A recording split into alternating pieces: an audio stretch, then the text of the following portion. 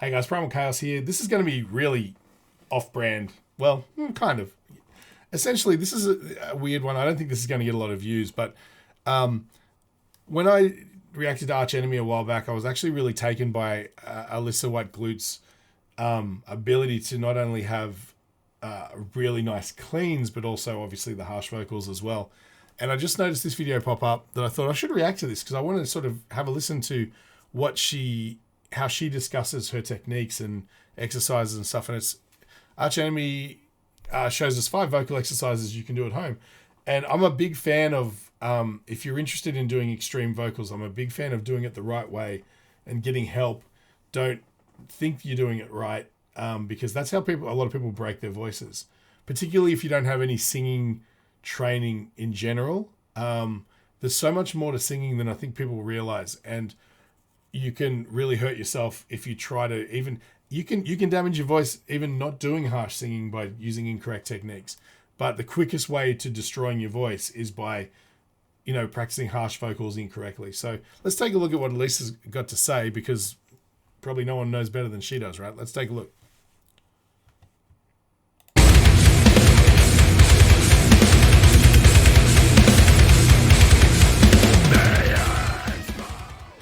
Hey, what's up? I'm Alissa White-Gluz, and I want to talk to you today about 5 vocal exercises that you can do while sitting at your desk without annoying everyone around you. The voice is an instrument like any other, and it requires maintenance and regular check-ins. So what I like to do every morning when I wake up is I start off with one of the easiest and most gentle vocal exercises, and that is a hum on an NG sound. So it's an NG sound as in the word sing. So that last sound that you make with NG actually raises the soft palate and allows you to kind of access that part of your voice that you want to really be tuned into when singing. So at your desk or on the bus or whatever you got to do, you can always just sit there, choose a note that's pretty similar to the note that you speak on. So in my case, it would be something like this, and just hum an NG on that. It'll get your nasal resonance activated, and it'll allow you to check in and see how your throat is really feeling. It's interesting that she says this.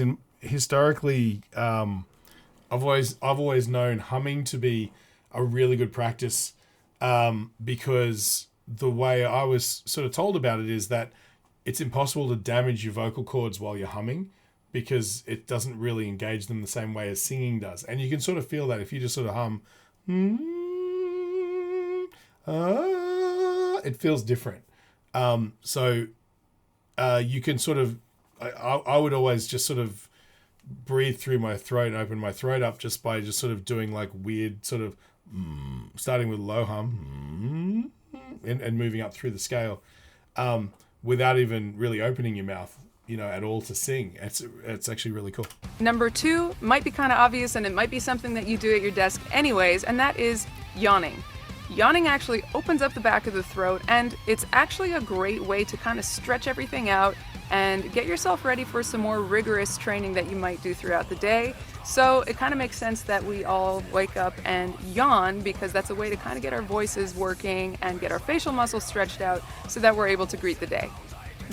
Another thing she didn't touch on there, and again, this is mostly a lot of the information I have to do with vocals. I'm not a trained vocal coach or I wouldn't even really consider myself a singer, but my partner of 20 odd years had copious amounts of classical and opera vocal training, and so she's always hassling me every time I'm singing about what I'm doing wrong. So I'm passing that information on to you. But what I found interesting about that is, from her perspective, she's had a whole bunch of different classical training, like bel canto and opera, or all these sort of techniques. And it seems like a lot of times when you're talking about like operatic singing, you start from a place of a yawn. Not only, like she said, it opens up your throat and everything like that, but a lot of producing sound is creating resonant space for the sound to come out, right? Like, think about it like this. If you've got a trumpet, the mouthpiece makes the noise, whatever it is. And the shape of the bell and everything like that is what creates the character of the sound. So the way you open your mouth and have everything open, like say, for example, an opera singer might have like a big open palate sort of shape, and hitting really big sort of open sound. Whereas then you get somebody like Eddie Vedder from Pearl Jam. He's never sung from a yawn position. He's laughing. He's always like, different, right? Not necessarily bad or good, but different. But what Nat, my partner, is always saying to me is that you start with good support and then you go to yawn, and that opens up the back of your palate and everything, just like she said. And then that's a great starting position for producing a big, round, loud, unencumbered sound, right? And so that's the whole idea, is that opera singers will almost recreate that feeling of the palate opening up and the jaw moving to a particular place. Because when you're yawning, the idea is that you're trying to suck in as much air as possible. That's what your body's doing. It's like, you're not breathing enough. I'm going to force you to breathe. And so, as we know, singing is all about breathing and breath control. So putting yourself in a position where everything's open and ready to receive air and also to produce a good, well-rounded sound is a good place to start. So yes, it's a good warm-up exercise, but it's also a good philosophy to think about when you're just generally producing sound as a singer. The next thing that I like to do is check in with my breath. So if you haven't had the time to do a workout that day, you can always get your heart rate elevated and get your lungs working by doing a variety of different breathing exercises. Depending on how private or how public you are, you may want to choose one over the other, but a really easy way to do it is just to take a big breath in, expand your rib cage, and then release, counting for 30, 45, or even 60 seconds, whatever you're capable of doing, on a V sound. That will trigger your breath control and allow you to sing without losing all your air on the first word. If you're alone and you don't think that people are going to judge you for doing this, there is a yoga move that you can do called the breath of fire, which is a quick inhale and exhale through the nose. That gets your diaphragm going, gets your lungs going. It looks kind of funny and sounds kind of funny. And for some reason, it makes my cat attack me. But if you're at your desk and you can do it, that is a great one to get that whole breathing system fired up and ready to go. The next one that I like to do... Right. So yeah, the holding your breath thing and releasing the air is that's super common along vocal training. It's something I've really got to work on lately. Ever since I had COVID, my breath control's been absolutely terrible. So yes, this is something I'm listening, Alissa. I'm listening. But yeah, she said with a V sound. The way I've heard it done is just by releasing air like a punctured tire.